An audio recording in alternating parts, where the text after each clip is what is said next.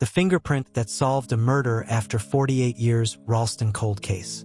Before we dive in, kindly hit the subscribe button and let us know where you are watching from in the comment. July 11th, 1975. The sun was barely up over Ralston, Nebraska. A local farmer drove out early to check on his cornfield. He was expecting bugs, or maybe a broken irrigation pipe. He didn't expect a dead body.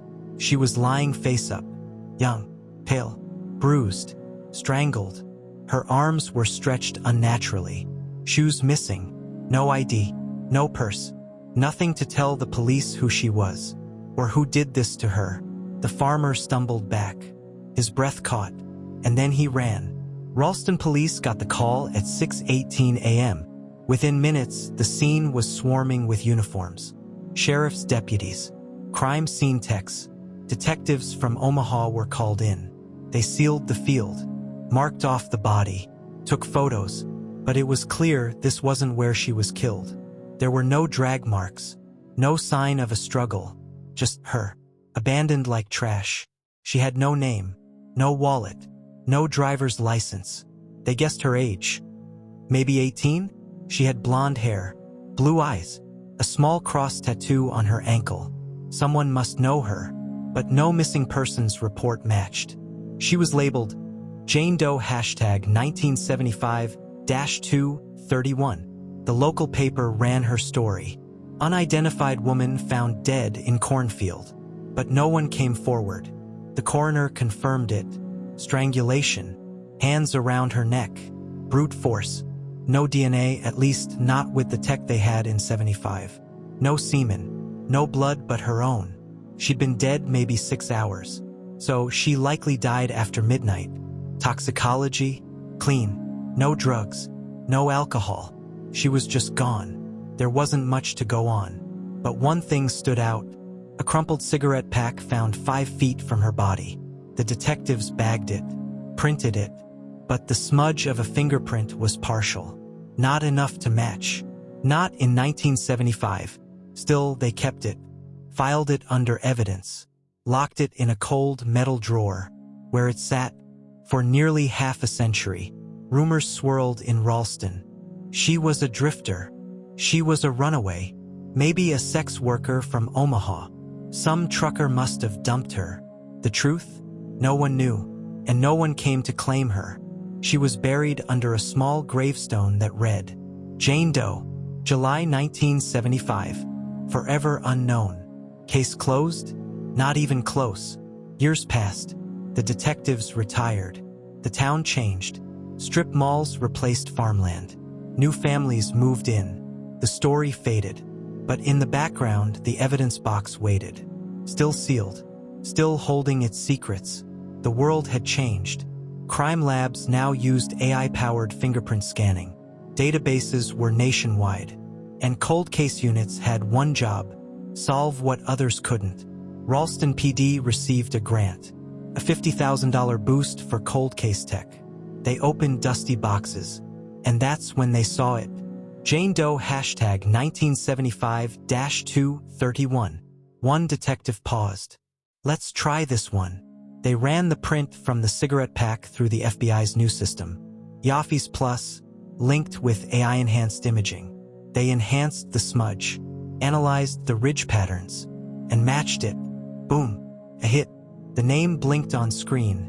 Richard Dean Morgan, born 1950. Last known address, St. Louis.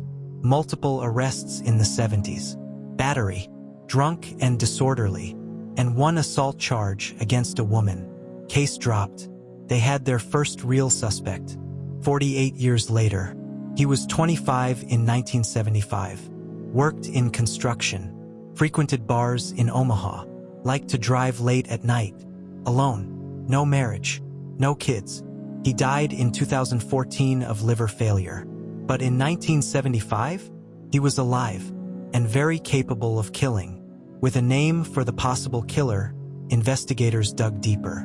They ran missing persons cases from 1975, focused on women who matched Jane Doe's description.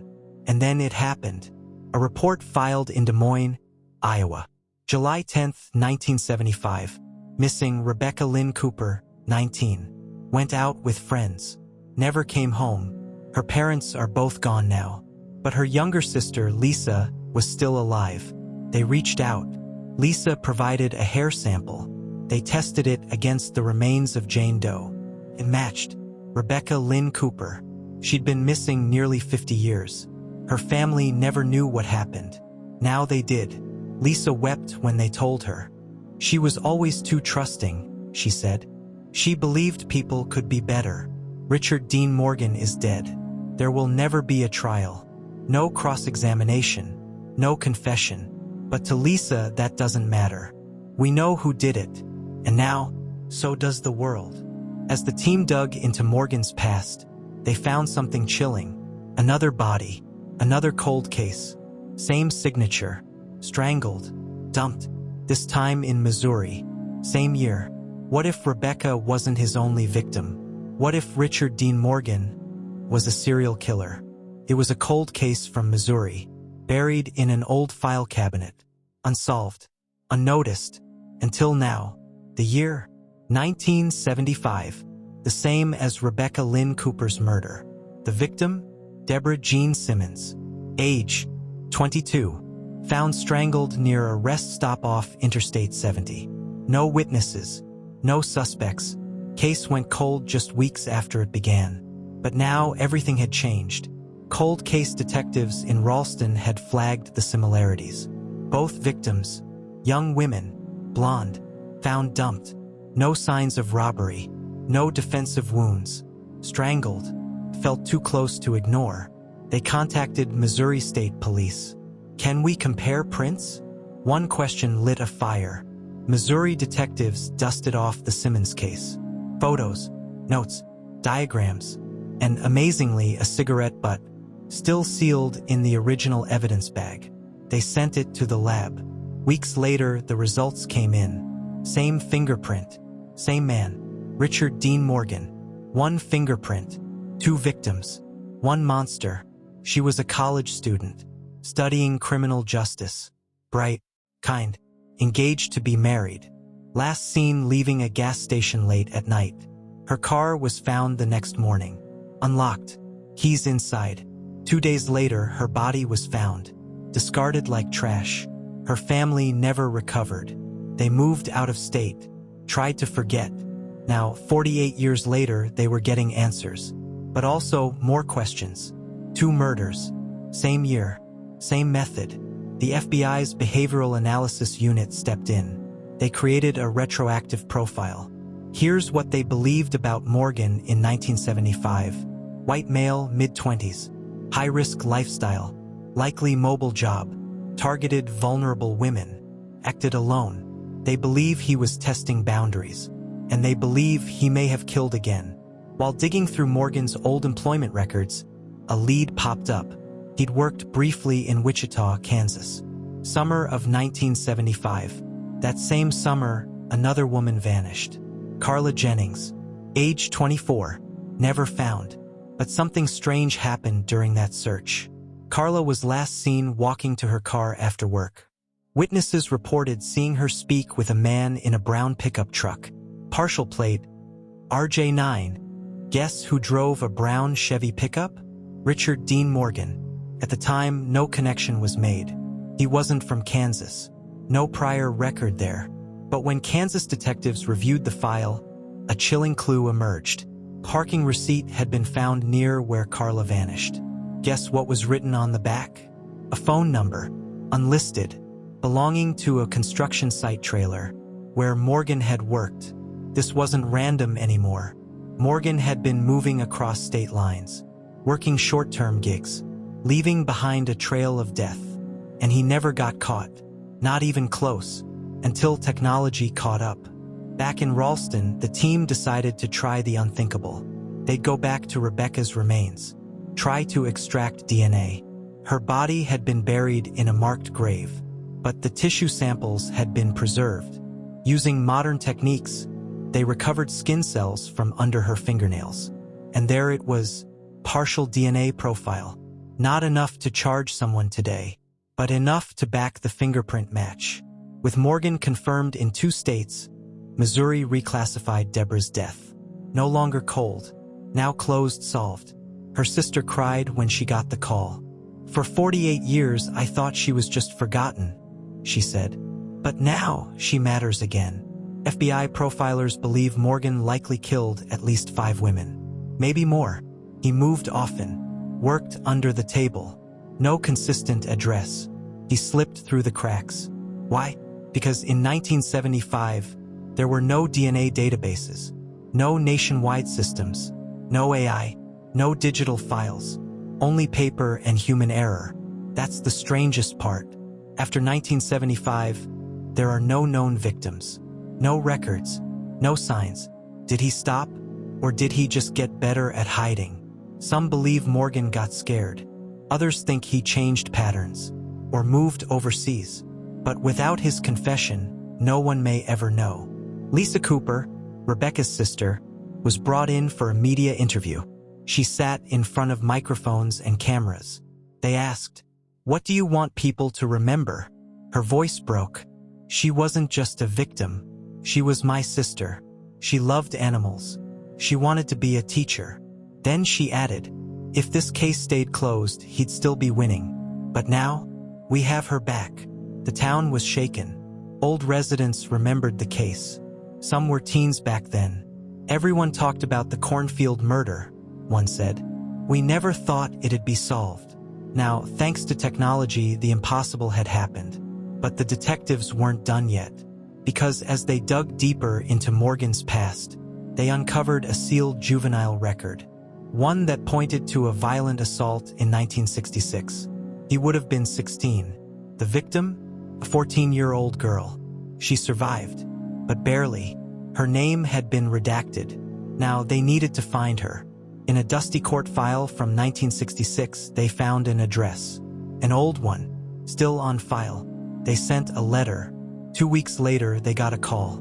It was her. She was alive, and she remembered everything. She had been his first victim. Her story wasn't just an assault. It was nearly a murder. She described how Morgan had lured her with kindness, then turned violent. She only survived by stabbing him with a pocketknife and escaping. The case was buried by his wealthy father, who knew the right people. The record sealed, the shame hidden. But now, with new pressure, the seal was lifted. Richard Dean Morgan wasn't just a man who killed once. He was a predator, planner, a shadow hiding in plain sight. And finally, he was being exposed. The cold case team believes yes. They now think Morgan was responsible for at least 7 deaths. With help from the FBI, they're working through old files, matching fingerprints, running DNA, and all because of a smudged print on a cigarette box. Because next, they look into Morgan's military record, and what they find changes everything. He may have killed outside the US too. For more chilling true crime stories, don't forget to like, comment, and subscribe to the channel. The moment Richard Dean Morgan's sealed juvenile record was opened, everything changed. He wasn't just a name on paper anymore. He was a predator, a manipulator, a man who'd been practicing his crimes long before the world caught on. And now the case was growing bigger. Her name was Marilyn Carter. She was 14 when it happened. Morgan was 16. She'd been walking home from school. He offered her a ride. They lived in the same neighborhood. He smiled. He laughed. He seemed harmless. Then, he pulled off the road. He dragged her into the woods, covered her mouth, tied her wrists. She thought she was going to die, but somehow she fought. She managed to cut him with a pocketknife her father had given her. He panicked and ran. She crawled to a nearby road, bleeding. A passing truck driver found her. But back then, small-town justice was different. Morgan's father was a respected businessman, owned 3 hardware stores, friends with judges and police. He pulled strings, hushed it up. Morgan was sent away to a private facility for rehabilitation. The record was sealed. No charges were ever filed. Marilyn and her family were told to move on. But she never forgot. Agents now had reason to believe Morgan's history went even deeper. They subpoenaed old military records. And what they found opened a new chapter. In 1972, Richard Morgan joined the U.S. Army. stationed in Germany for 18 months, then briefly deployed to South Korea. Military logs confirmed his locations. And during those times, 2 women went missing. May 1973, Ingrid Kohler, 19, a local barmaid, was last seen talking to American soldiers near Kaiserslautern. Her body was never found, but witnesses described a man matching Morgan's height and build. Military police wrote it off, called it likely a runaway. No suspect named. Until now, October 1973, Jean-Hee Park, a university student, vanished from a bus stop near Camp Casey. Once again, no body, no arrest, but a soldier had been seen with her earlier that day. The report described him as white, buzz-cut, deep voice. Morgan was stationed at Camp Casey. Exactly that week. Could Morgan have killed overseas? It's possible, but no evidence survives. Just patterns and silence.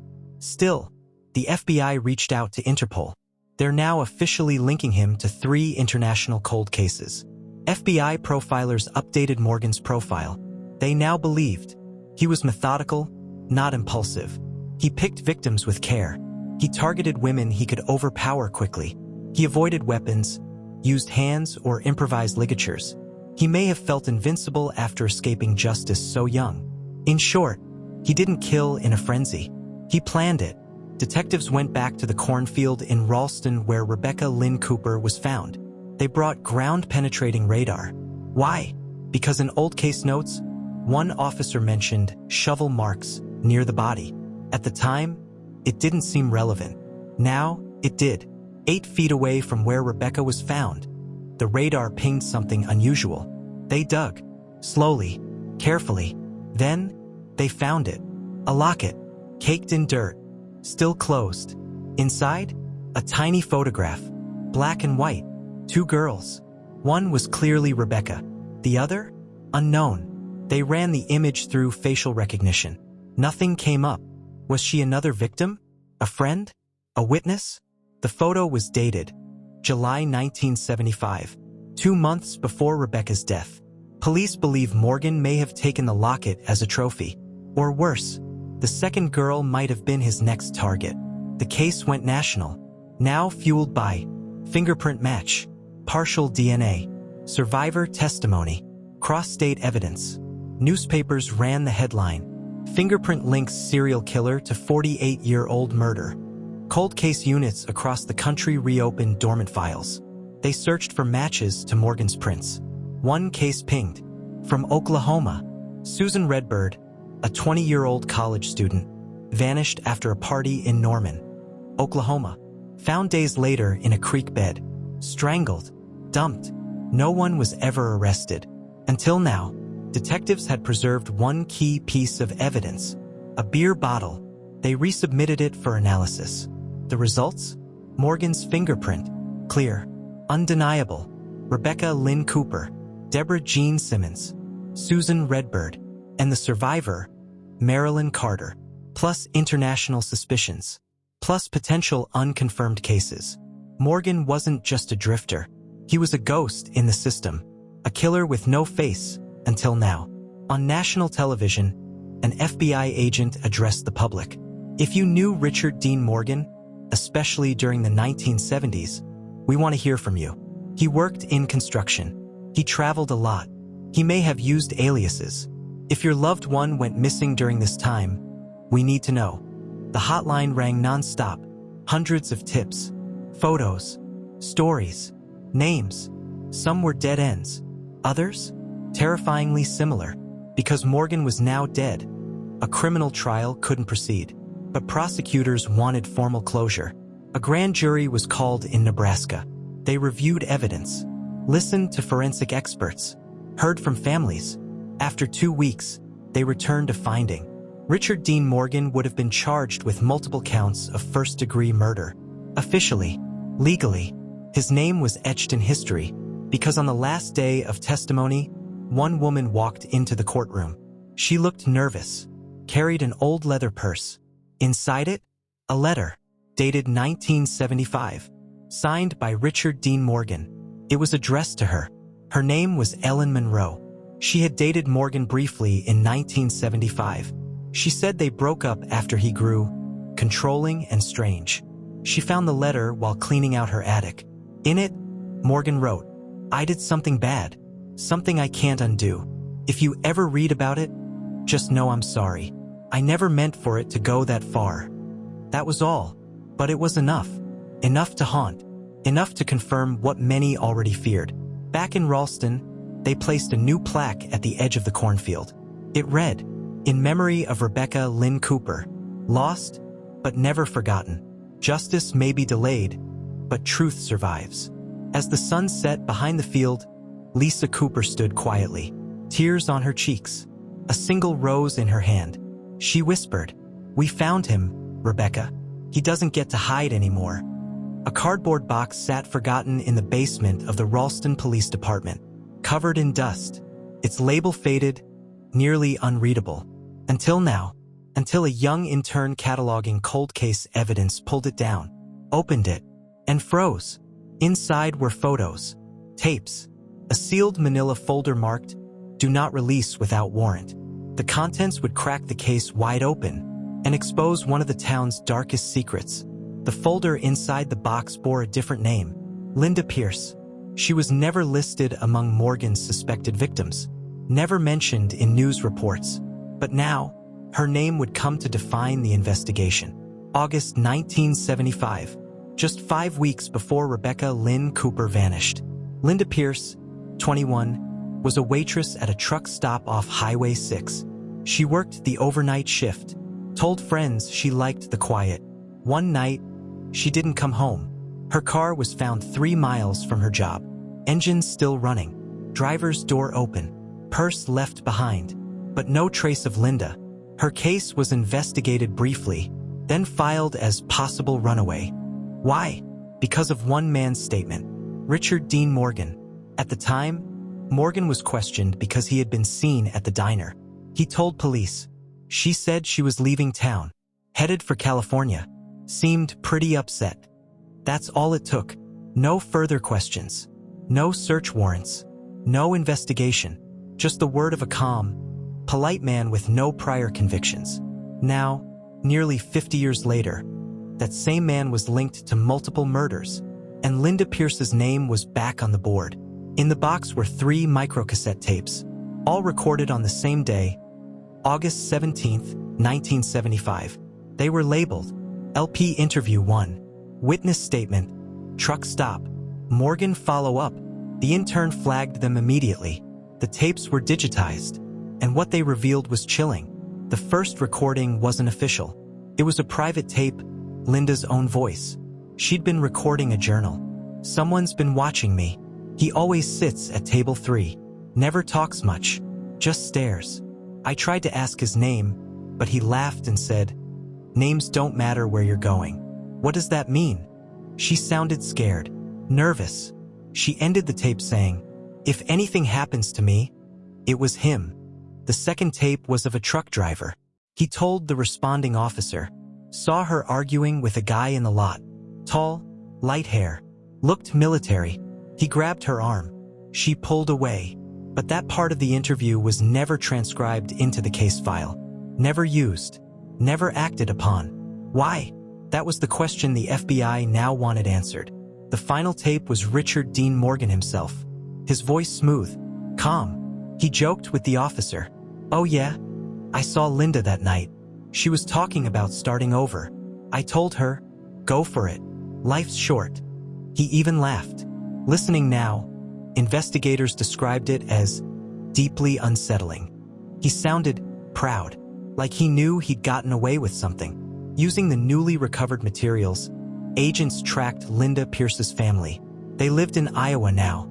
Her younger sister, Diane, answered the door. When they told her Linda's name had come up again, she dropped to her knees. "We waited 5 decades. I thought no one cared anymore." Morgan had a storage shed in Ralston. It hadn't been touched in years. A legal request was filed. Police entered the property. Inside, old furniture, tools, and something else. A wooden trunk. Locked. Heavy. They pried it open. What they found inside left the room silent. a scarf with the initials LP, a waitress name tag, Linda, a torn page from a journal, and a pair of sunglasses with a broken arm. FBI tested everything. DNA was found on the scarf. It matched Linda Pierce's mother. This was confirmation. Linda hadn't run away. She'd been taken. And now, she was another confirmed victim. Investigators began mapping Morgan's moves. This is what they found. July 1975, Morgan seen near Kaiserslautern, Germany. Ingrid Kohler disappears. August 1975, Linda Pierce disappears in Nebraska. September 1975, Rebecca Lynn Cooper murdered. December 1975, Morgan relocates to Oklahoma. Deborah Jean Simmons disappears. January 1976, Morgan opens a handyman business under a fake name. Each date, each location, every victim. He was never far. During a press conference, a woman in her 60s approached the podium quietly. She didn't give her real name, just asked to read a statement. Her voice shook, but her words hit hard. In 1976, I was 19. I hitchhiked once, late at night. A man picked me up. He smiled, asked if I liked movies. Then he turned off the main road. I jumped out while the car slowed. I rolled down a ditch. He drove off. I never told anyone. Until now. That man, it was Morgan. I saw his photo. It was him. Another close call. Another near death. Another voice finally heard. With each revelation, pressure mounted. Why weren't these cases linked earlier? Why wasn't Morgan investigated more deeply in 1975? Local reporters filed open records requests. Protests erupted outside the Ralston courthouse. One sign read, "How many women had to die before you listened?" It was a question the department couldn't answer. Meanwhile, the mystery girl from the locket found near Rebecca's body was still unidentified. Until a viewer tip changed everything. A woman named Janice Holloway called the FBI hotline. "I think that's my sister." She emailed a scanned yearbook photo. It matched. The girl in the locket was Sandra Holloway, 17, who vanished in 1975 after a night out with friends. Her case had gone cold, listed as a runaway. Now, she was back on the radar. FBI began retracing her last steps. She had worked part-time at the same truck stop as Linda Pierce. Both young. Both disappeared months apart. Morgan had been a regular at the diner. He may have stalked them both. This wasn't random. It was patterned, planned, predatory. Investigators now believed Morgan kept souvenirs of his victims. Lockets, jewelry, scarves, photos. Some trophies were buried, some hidden, others burned. But his need to collect them, that was the thread that connected it all. It was a game to him, and each memento was a reminder of his power.